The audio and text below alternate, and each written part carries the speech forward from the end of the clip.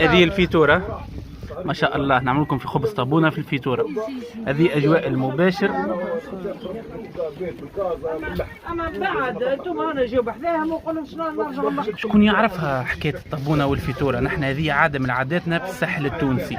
قولوا لنا انتم منين وتعملوه خبز طابونة بالفيتورة ولا تو تعاود تعرف فاهم من الجديد؟ ما شاء الله عندنا خبزنا ديجا قاعد يخرج من الطابونة نتاعنا. هذه راهو أجواء المباشر. شوفوا ما شاء الله تبارك الله. هاو خبز ما شاء الله.